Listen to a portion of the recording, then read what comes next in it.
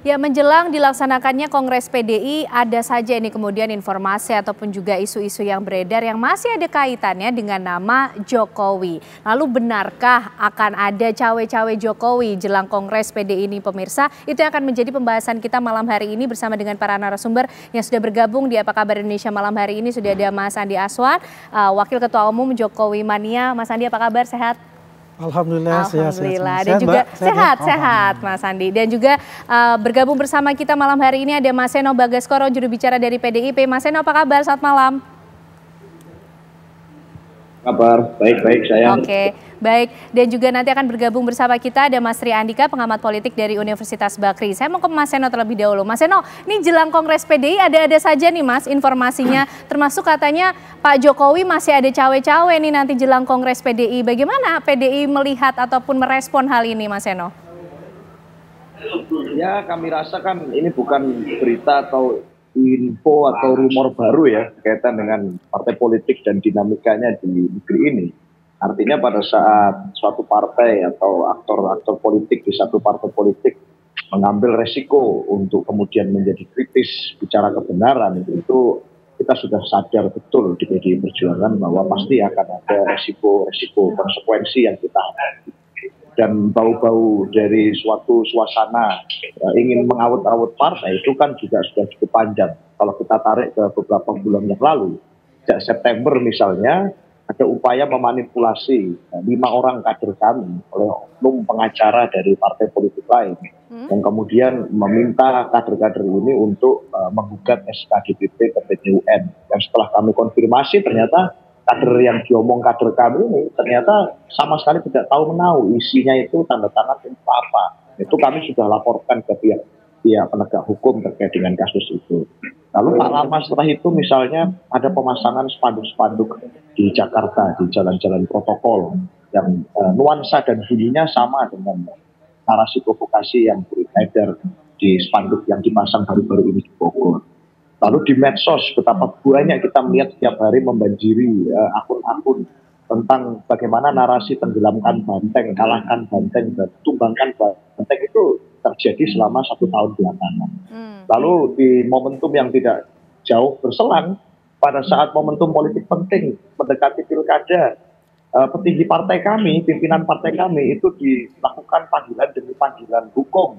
Di kasus-kasus yang sudah sangat lama, tiba-tiba momentumnya mendekati pilkada dipanggil-panggil lagi. Nah, dalam konteks itu makanya hari ini kami semua siaga satu.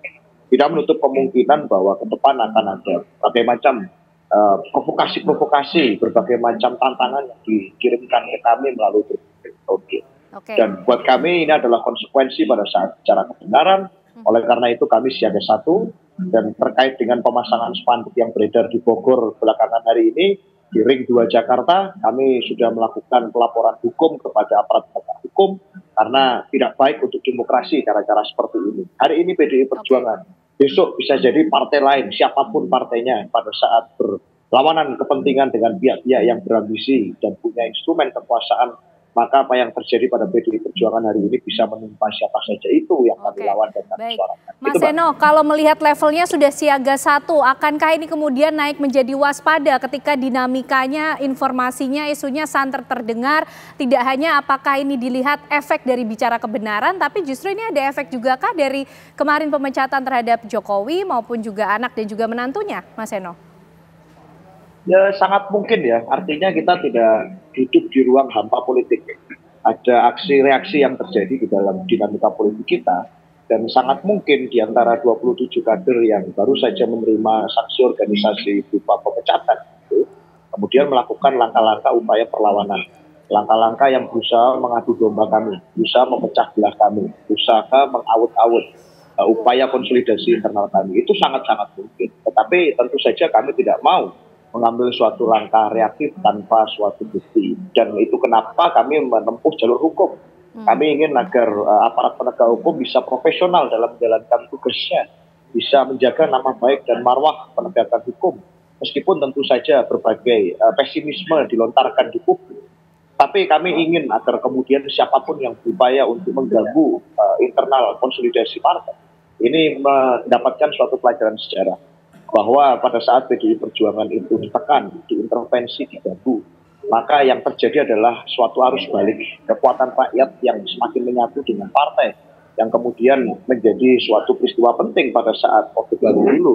Bagaimana PDI Perjuangan adalah satu-satunya partai yang pernah mengalami peristiwa sejarah seperti Kuda Tuli, di mana itu kemudian menjadi arus balik perlawanan rakyat. Jadi jangan coba-coba dengan demokrasi, jangan coba-coba dengan kedaulatan partai manapun, dan hari ini PDI Perjuangan berjuang untuk melawan itu, Mbak. Jangan coba-coba dengan demokrasi, Mas Andi. Tapi kita pengen tahu sebenarnya saat ini kondisi kebatinan dari Pak Jokowi ini seperti apa sih merespon adanya pemecatan dari PDI begitu? Kalau kita lihat ya, apa reaksi di media massa, media elektronik, biasa-biasa aja, happy-happy saja buat beliau. Ya.